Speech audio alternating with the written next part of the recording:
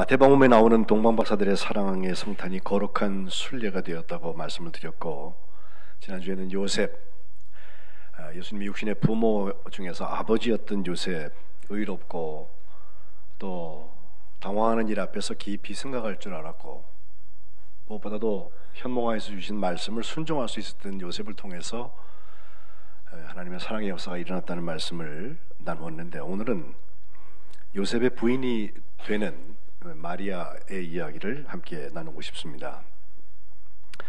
성탄에 가장 힘들었을 사람이 누구였을까?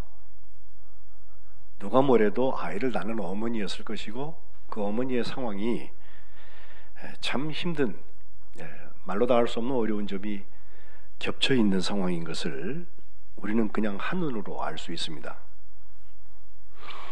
힘들었던 성탄인 만큼 그 거룩한 탄생을 통해서 어쩌면 은혜도 가장 많이 누린 사람도 마리아였으리라 생각을 합니다. 실제로 수태고지했던 이야기에서부터 시작되는데, 누가복음 1장에 두 여인이 하나님께서 그때에 열매를 주시는 이야기가 나오죠. 바로 세례 요한의 어머니였던 엘리사벳이라는 여자와 또 예수님의 육신의 어머니가 되는 마리아, 두 여자가 아이를 낳게 된 그 동기에 대해서, 엘리사벳은 아예 세례 요한에 대해서 제가 말씀 전했지만 나이가 많아서 더 이상 아이를 낳을 수 없는 것으로 기정사실화된 그분에게 하나님께서 기회를 열으셨고, 마리아는 아예 아직 시작도 안 한 사람에게 하나님께서 성령으로 잉태하게 하셨다. 이것이 누가복음 기자의 공통적인 관점입니다.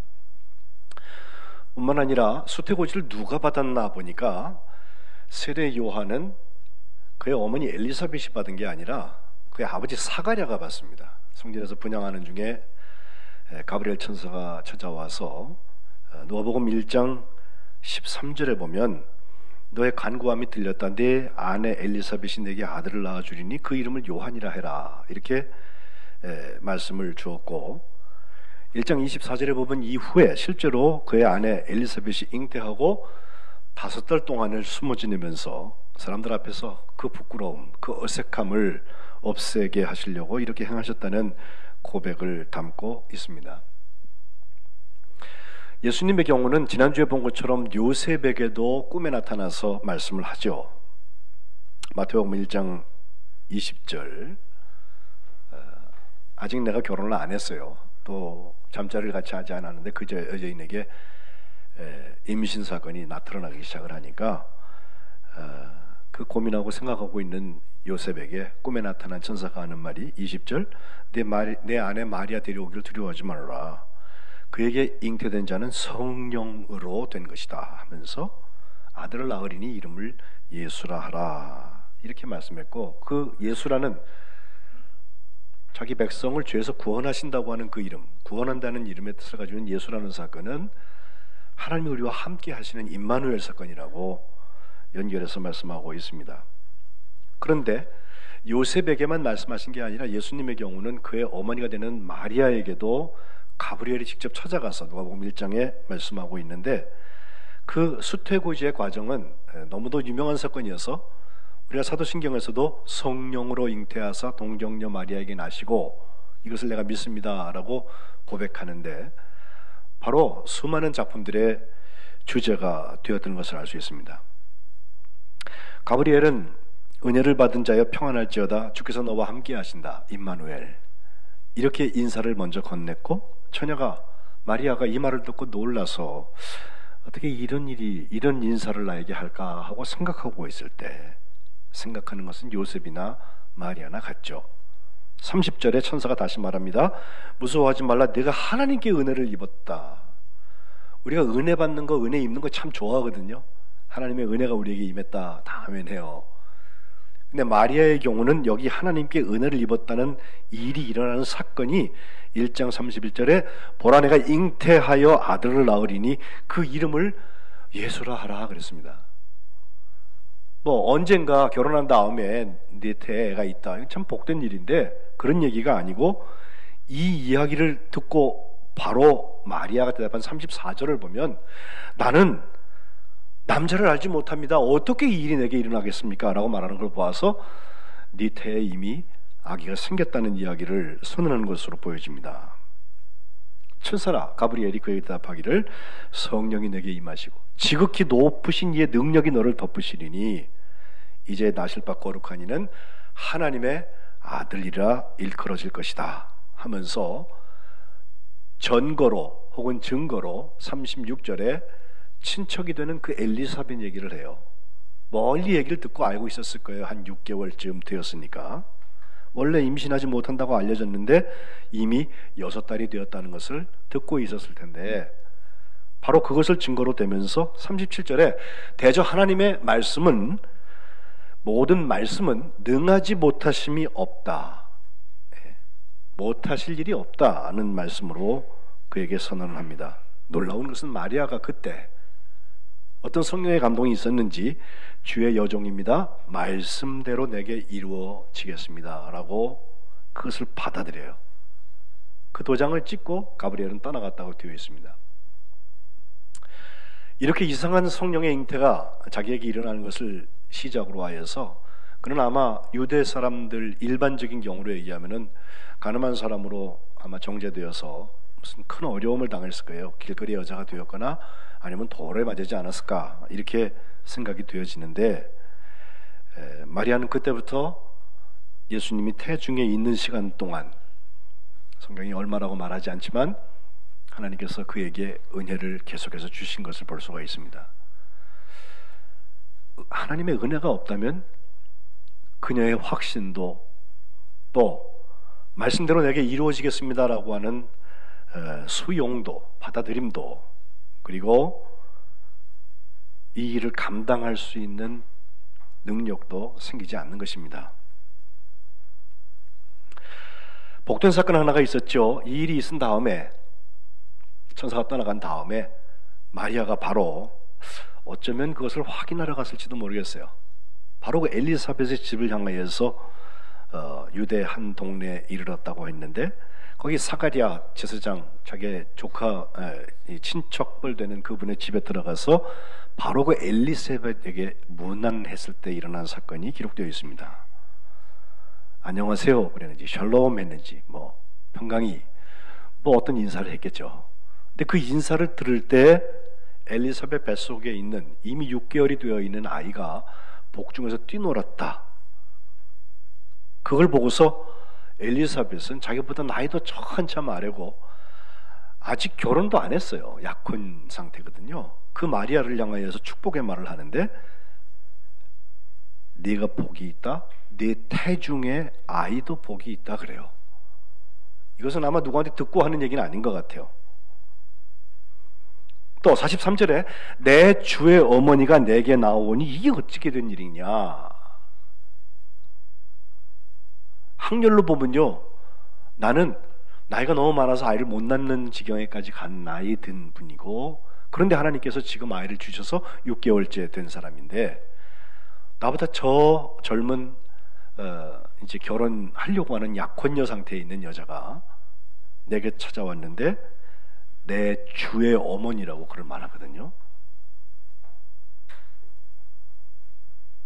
내가 문안하는 소리가 내 귀에 들릴 때 내 아이가 배에 복중해서 기쁨으로 뛰놀았다 하면서 주께서 하신 말씀이 반드시 이루어지리라고 믿은 그 여자에게 복이 있다. 마치 천사 가브리엘의 수태고지를 듣고서 거기에 주의 말씀대로 비천한 여종인 내게 이루어지겠습니다라고 얘기했던 것을 복이라도 한 것처럼 선언을 하고 있습니다. 이 말을 듣고 마리아는 그 유명한 마리아 찬가, 누가복음 1장 46절로 55절에 나오는 노래를 남겼고 3개월쯤 더 있었다고 하니까 그때는 세리요한의 어머니인 엘리사벳은 임신 9개월쯤 되어서 배가 많이 불러서 곧 아이를 낳는 그런 때가 되었을 때 마리아는 집으로 고향으로 나사렛으로 돌아갔다고 되어 있습니다. 이 수태고지 이야기로 강림절의 영성을 찾는 것도 참 귀한 일이지만 저는 오늘 본문을 일부러 누가복음 2장 1절로 7절에 나오는 예수님의 탄생 기사에서 봅니다. 그 탄생이 이루어지기 위해서 마리아가 가졌던 고통이 무엇이냐?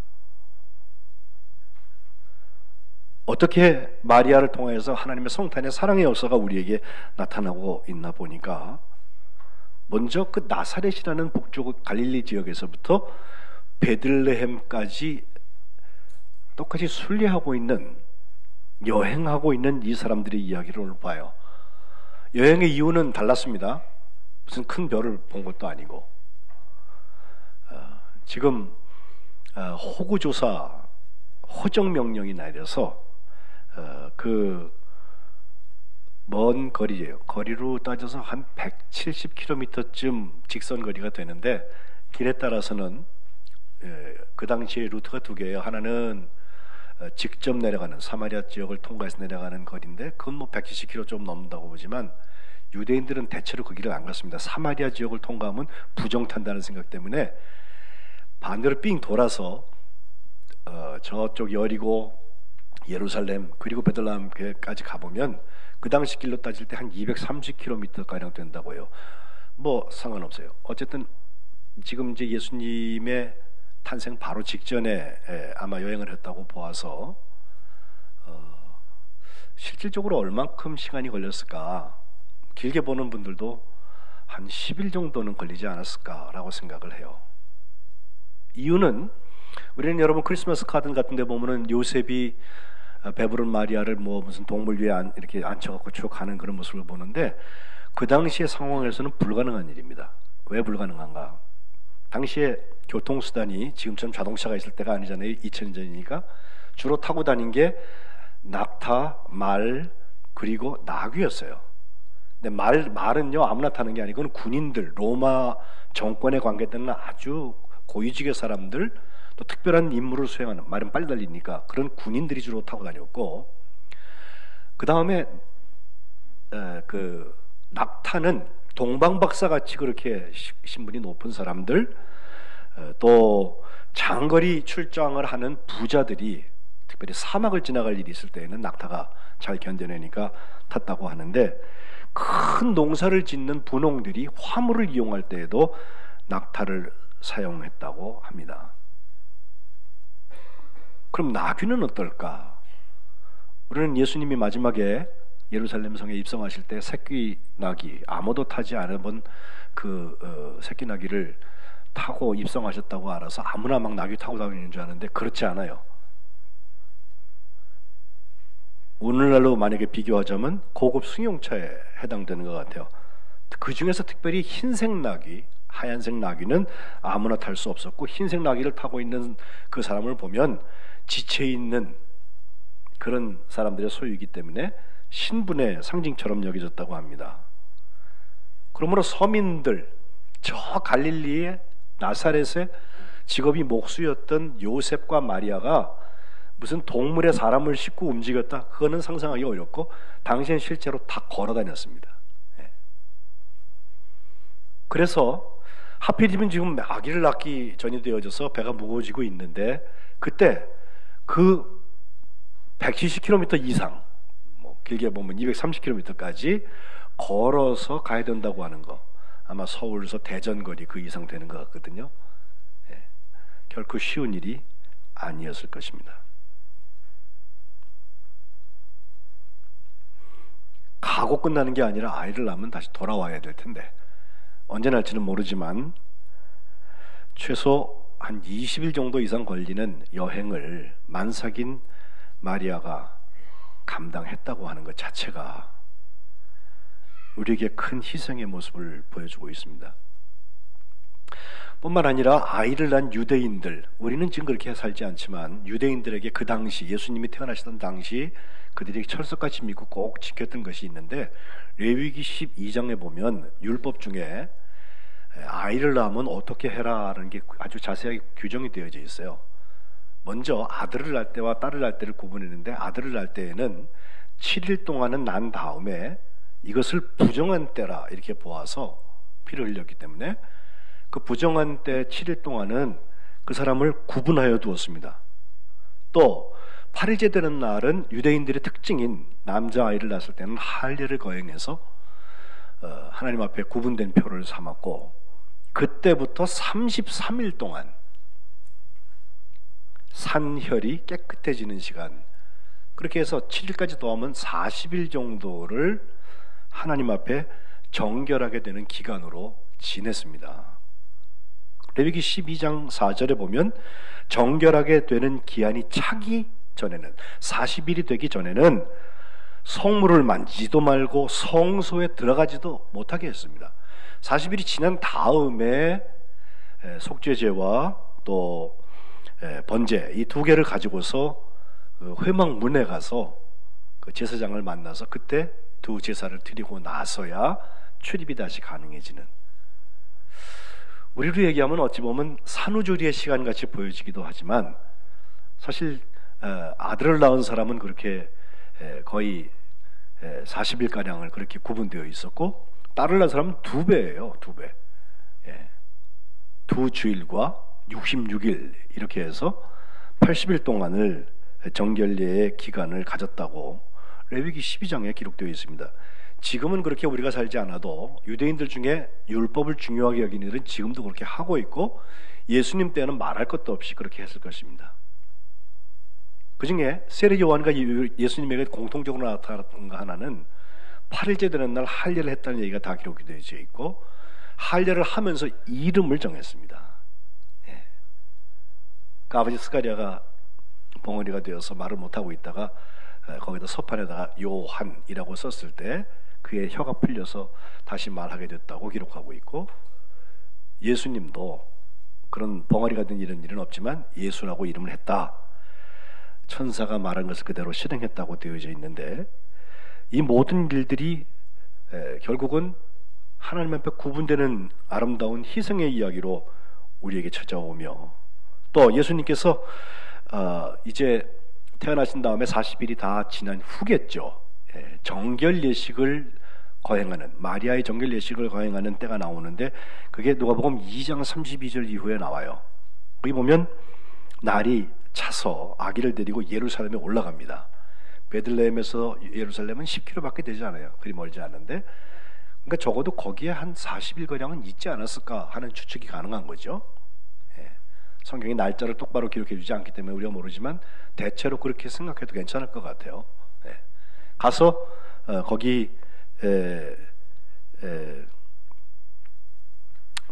처음 난 남자마다 주의 거룩한 자라고 하는 하나님 말씀을 대로 아기를 주님께 드리고, 첫 아들이니까, 또 산비둘기 한 쌍이나 어린 집비둘기 둘로 제사를 드렸다. 이것이 요셉과 마리아의 삶의 수준을 말해줘요. 뭐 잘하고 못한 게 아니라 그들이 가난한 사람이었기 때문에 비둘기로 제사를 드릴 수밖에 없었습니다. 그 성전에 올라갈 때 시므온이라는 할아버지와 안나라는 할머니가 예수님을 알아보고 축복했던 것도 바로 그 자리였죠. 다시 돌아와서 이런 어려운 지경에 있을 때 하필이면 그때 호구조사가 내려져 가지고 거기까지 멀리 가서 외지에서 아이를 낳게 되는데, 그 아이를 낳고서도 바로 돌아오지도 못하고, 거기서 그렇게 40일 정도의 시간을 필요로 했으며 정결례식까지 지낸 것을 가만 보면, 그렇게 해야지 자기가 하나님 앞에 열려지니까, 마리아가 가졌을 고통이라고 하는 것은 말로 다 못하리라. 우리 애기 어머니들 아기 난 다음에 그 산후조리원에 가서 그렇게 있는 그런 세월이 아니었던 것을 금방 알 수 있어요. 아기를 낳은 자리도 그렇죠. 우리가 성탄 카드나 또 안에 보면 무슨 예수님이 놓여진 곳 옆에 무슨 말이나 짐승들이 막 있고, 그 옆에 뭐 동방박사가 이렇게 그려지고 막 그러는데, 실제로 예수님이 태어났을 땐 누가복음 1장 6절과 7절 말씀을 가만 보면, 거기 있을 그때, 호적하러 가서 거기 있을 그때에 해산할 날이 차서, 날이 찼다는 말이 계속 나오죠. 7절, 첫 아들을 낳았다, 이게 다예요. 마굿간에서 낳았다는 말은 없어요. 첫 아들을 그때에 낳았다라고 되어져 있고, 난 아들을 강보에 쌌다, 부작이죠. 그리고 놓은 곳이 짐승의 밥통에 구유. 왜? 여관에 있을 곳이 없어서 그랬다고 그랬어요. 실제로 베들레헴이라는 곳이 그 당시 한 300명 정도 인구가 작은 그런 도시였는데 거기에 무슨 여관이 변변하게 있었을 리도 없고 마침 또 예수님한테 돌아올 거리도 없었던 것 같아요. 요셉과 마리아 같은 사람은 길에서 아이를 낳을 수밖에 없던 참으로 비참한 시간이었습니다. 그런 어려운 상황에서 초산을 출산한 마리아, 그 아들은 강보로 싸서 구유, 말밥통에 혹은 소밥통에, 동물의 밥통에 누워놓았던 마리아, 육시적으로도 아이를 낳았으니까 소진했고 이 상황이 녹록지 않은 자리에 있던 마리아. 하지만 멜랑콜리하게 자신의 어려움의 늪에 빠져들지 않았습니다. 사랑은 희생하기 때문에 능력입니다. 여자는 약하지만 어머니는 강하다라고 말하는 이유는 어머니의 희생이 그만큼 능력이기 때문입니다. 동방박사가 예수님을 와서 경배한 다음에 헤롯이 속았다, 나한테 얘기해 주겠다 할 것처럼 해놓고선 다른 길로 돌아갔다는 것 때문에 유아 학살 명령을 내리잖아요. 그 다음부터는요, 애굽을 향해서 하나님께서 알려주셔갖고선 이동했다고 그러는데 애굽은 또 얼마나 멀까? 지금 230km로 길게 왔던 것에 거의 2배 이상 가야 되는, 거리로 봐서 420km라고 그러고, 애굽에 있는 콥틱 기독교에서는요, 예수님이 거기 피난 왔을 때 혹시 한 3년쯤 있지 않았겠나 하면서 가는 곳마다 지금 있는 수도원들을 다 연결해가지고선 루트를 만들고 그래요. 얼마가 되었든지 짧은 시간 아니었을 거예요. 여행 시간만도 굉장히 오래 걸렸을 거예요.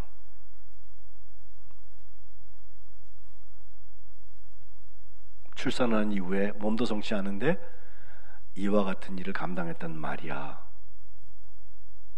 그 희생이 사랑의 능력이었습니다.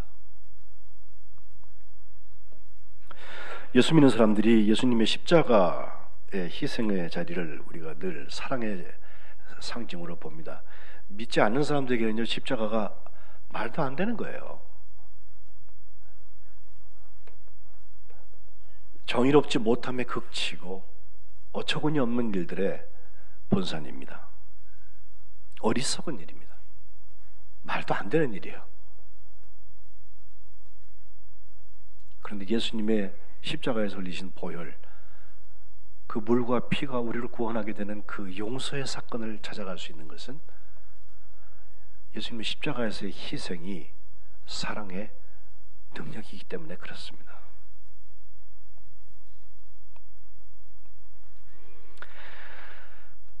희생은 용서의 일들을 우리에게 줍니다. 사회적으로 인정받기 어려운 비밀스러운 출산의 주인이 된 자신을 마리아가 긍정하고 있습니다. 그 아들의 이름에서 나타납니다. 예수, 구원하시는 분입니다. 마리아가 사랑으로 경험한 성탄은 그가 자기 백성을 그들의 죄에서 구원할 자라고. 사람들은 정치적인 메시아를 기다렸을 거예요. 로마를 이기고 우리 예루살렘, 우리 이스라엘, 우리 유다, 하나님의 선택받은 선민들이, 그리고 거룩한 백성들이 새롭게 일어나서 통치하는 한 자리 하기를 바랬을 거예요. 세상이 뒤집어지기를 바랬을 거예요. 그러나 예수님은 딱 반대 모습으로 오세요. 거기 강보에 쌓여서 구유에 놓인 모습. 그러나 결국 죄를 용서하시는 사랑으로 오셨습니다.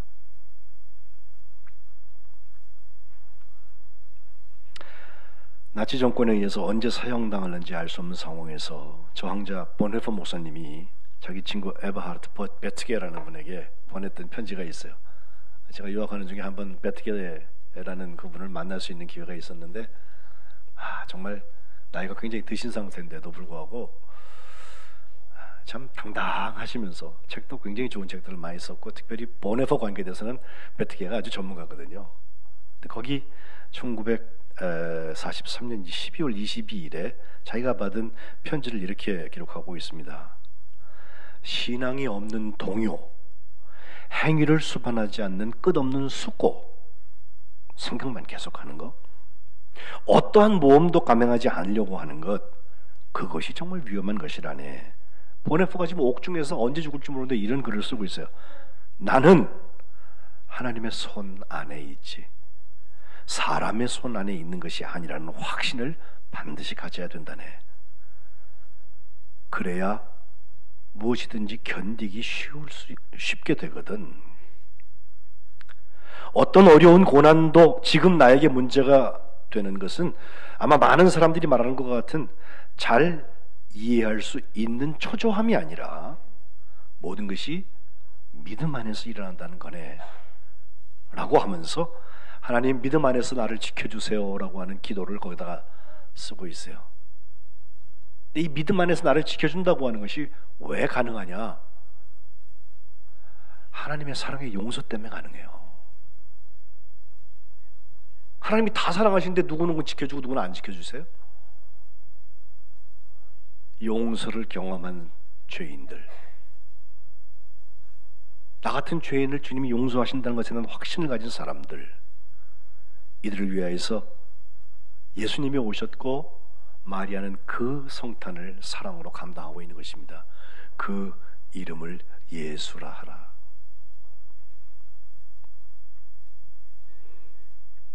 그리고 마리아가 경험했던 사랑의 성탄은 나눔이었습니다. 사랑의 나눔은 소통에서부터 시작됩니다. 소통과 나눔은 이미 수태고지 이후에 일어났던 사건. 엘리사벳을 찾아갔더니 뱃속에 있는 아이들의 소통을 통하여서 엄마들이 서로 하나님의 일들을 보았던 것, 성령으로 잉태된 것이나 또 하나님께서 큰 일을 하실 것에 대한 앞서 준비한 세례 요한과 뒤에 오실 그분, 세상 죄를 지고 가는 어린 양, 이분들의 어머니들이 가지고 있는 찬양들입니다. 마리아 찬가 46절로 55절에 나오는데 내 영혼이 주를 찬양하며 내 마음이 하나님 내 구주를 기뻐하였습니다. 그 계집종의 비천함을 돌아보셨습니다. 보라, 이제 후로는 만세의 나를 복이 있다 일컬을 것이다. 49절 능하신 이가 내게 큰 일을 행하셨으니 그 이름이 거룩하시며 그 긍휼하심이 두려워하는 자에게 대대로 이르는도다.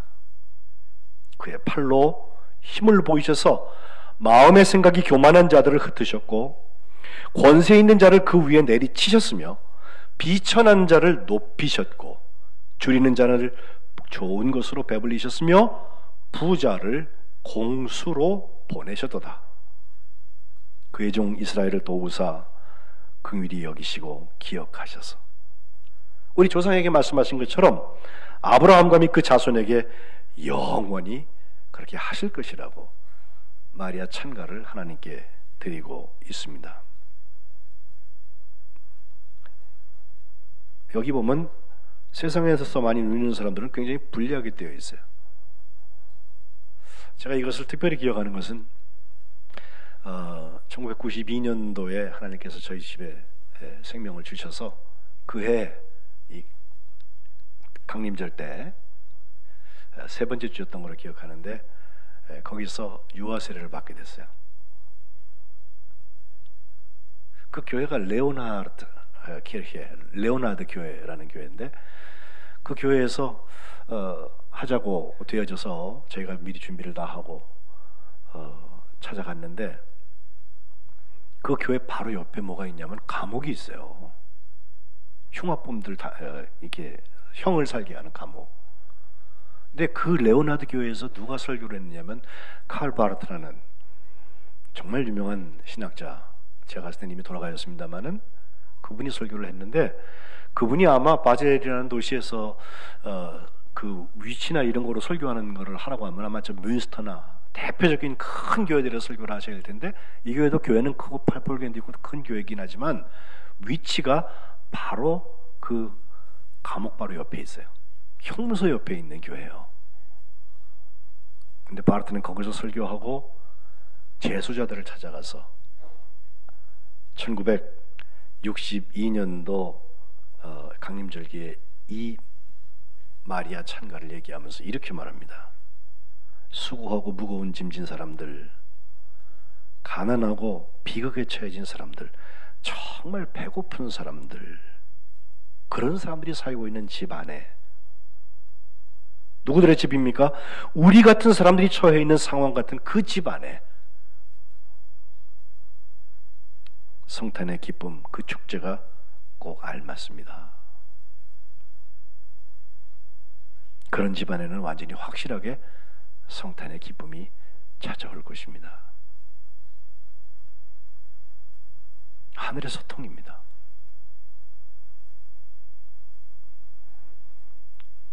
어쩌면 성탄의 기쁨이 필요 없는 사람들이 세상 참 많아요. 그냥 그게 자기의 기쁨인 줄 알고 살아요. 누릴만 하니까.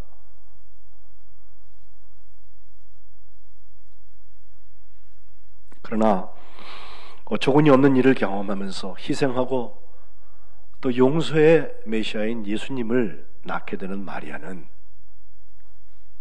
하나님의 사랑의 나눔의 통로였습니다.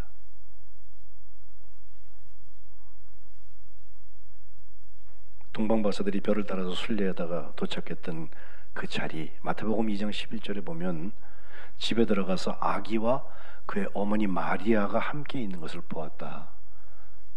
저도 남자지만 미안하지만 요셉 얘기는 거기 없습니다. 아기와 그의 어머니 마리아가 함께 있는 것을 보고 경배하고 거기에 예물을 드렸다. 예수님을 찾아가서 경배하고 예물을 드리는 그 나눔, 그 헌신도 마리아가 함께 경험하고 있습니다. 사랑이니까.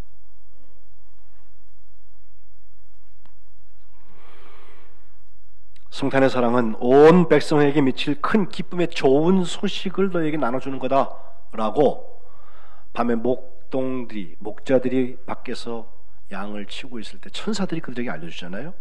그 큰 기쁨의 좋은 소식. 목자들은 그 얘기를 듣고 바로 마리아와 요셉과 아기가 있는 그곳을 향하여서 달려가서 천사가 우리들에게 이런 이야기를 했다고, 하늘에는 하나님께 영광과 그 기쁨이 되고 땅에는 하나님의 기뻐하심을 받은 사람들 가운데 평강이 있다고,